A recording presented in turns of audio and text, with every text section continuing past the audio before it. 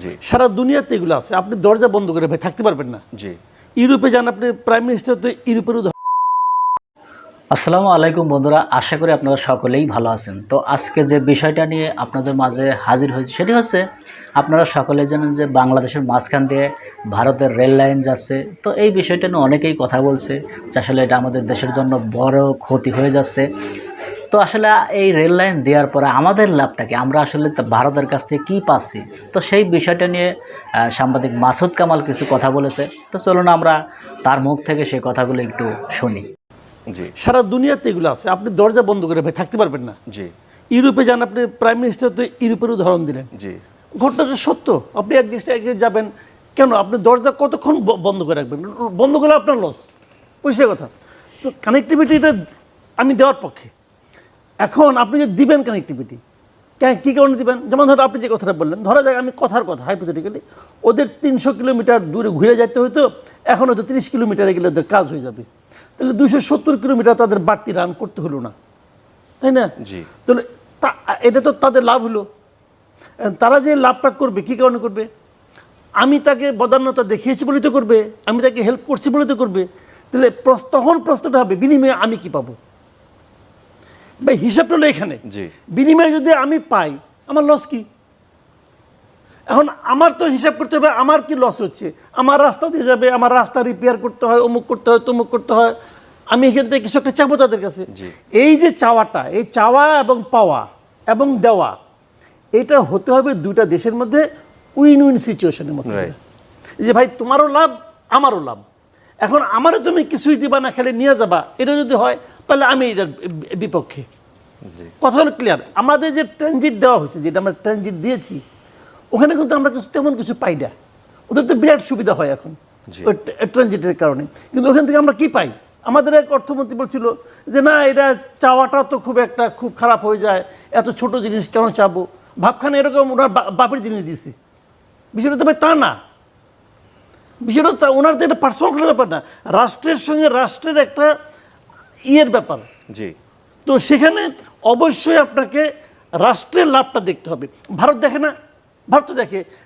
মমতা বন্দ্যোপাধ্যায়ের সঙ্গে আমাদের শেখ হাসিনার সম্পর্ক কম ভালো? বিরাট ভালো সম্পর্ক। ইলিশ মাছ পাঠায় এখান থেকে, উনিও কিছু পাঠায়, খুবই ভালো সম্পর্ক।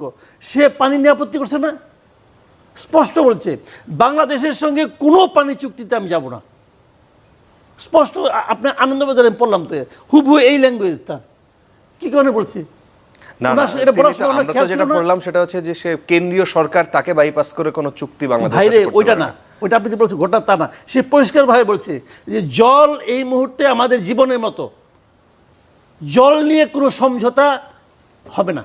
কথা স্পষ্ট, আপনি বাইক করে দেখেন, এখন পড়েন। এবং সে বলছে যে বাংলাদেশের সঙ্গে কোনো পানি চুক্তিতে আমি যাব না। স্ট্রেট কথা ওনার এটা। কারণ ওনার বক্তব্য হলো আমি তো পানি পাই না। ওনার বক্তব্য কিন্তু ভুল না। এই তিস্তা যে আসে, তিস্তা কিন্তু পশ্চিমবঙ্গ হয়ে আমাদের এখানে আসে। এটা তো সে পাহাড় থেকে সিকিম দিয়ে আসে। সিকিম এটা যে জলবিদ্যুৎ করার কারণে ওখানে যে পানি প্রায় 40% চলে যায়। তো বলছে যে পানি তো আমিই পাই না, তো আমি না পেলে আমি বাংলাদেশকে কীভাবে দেবো? ওনার বক্তব্য ঠিক আছে, ওনার তো ওখানে ভোটে পাস করতে হয় রে ভাই। তো এইটা হলো গিয়ে মূল কথা, যে এটা নিয়ে অন্যভাবে হিসাব নিকাশ করা হোক। বাট সম্পর্কটা কিন্তু তাতে কি শেখ হাসিনার সঙ্গে মমতা বন্দ্যোপাধ্যায়ের সম্পর্ক নষ্ট হয়ে গেছে? হয় নাই কিন্তু। শেখ হাসিনা আজকেও বলছে মমতা বন্দ্যোপাধ্যায়ের সঙ্গে আমার খুব ভালো সম্পর্ক, ইন্ডিয়ার সবার সঙ্গে আমার সম্পর্ক ভালো। উনি যে বলেছেন, এটা কি উনি না বুঝে বলছেন? সম্পর্ক আসলেই ভালো, কিন্তু ভালো হলেও ব্যক্তিগত সম্পর্ক, মানে ব্যক্তিতে ব্যক্তিতে সম্পর্ক আর রাষ্ট্রের রাষ্ট্রের সম্পর্ক এক না। রাষ্ট্রীয় সম্পর্কের ক্ষেত্রে যে উনি তো পশ্চিমবঙ্গের পুরো পপুলেশনের যারা আছে মানুষ, তাদের প্রতিনিধিত্ব করেন, এবং সেই প্রতিনিধিত্ব করতে যেয়ে উনি বলছেন যে না, আমার স্বার্থ আগে। এটাই স্বাভাবিক। তো আমিও সেভাবেই বলি, আপনি ট্রানজিট দেন, আপনি সুযোগ সুবিধা দেন, সবই দেন, কিন্তু সেখানে আমার স্বার্থটা যেন ক্ষুণ্ণ না হয়, এটা আপনাকে দেখতে হবে। বিনিময়ে আমি ওনাদের কাছে চাইব, যেমন এইবার যেটা, এটা কিন্তু বড় অ্যাচিভমেন্ট আমি মনে করি, যে নেপাল থেকে যে আপনি বিদ্যুৎ আনতে পারছেন, 40 মেগাওয়াট বিদ্যুৎ তো কম না, নেপাল থেকে আপনি আনতে পারছেন, ভারত তার গ্রিডল্যান্ড ব্যবহার করতে দিচ্ছে, এটা অ্যাচিভমেন্ট। খালি সমালোচনা করলে তো হবে না রে ভাই, এটা কিন্তু একটা অ্যাচিভমেন্ট উনি আনতে।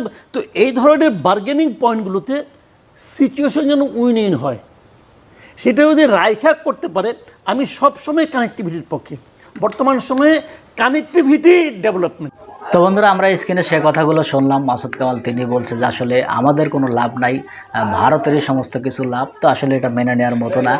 তো এই বিষয় নিয়ে আপনাদের যদি কোনো মতামত থাকে অবশ্যই কমেন্ট বক্সে জানিয়ে যাবেন। তো বন্ধুরা, ভালো থাকবেন, সুস্থ থাকবেন। দেখা হবে পরবর্তী কোনো ভিডিও নিয়ে। সে পর্যন্ত ভালো থাকুন। আল্লাহ হাফেজ।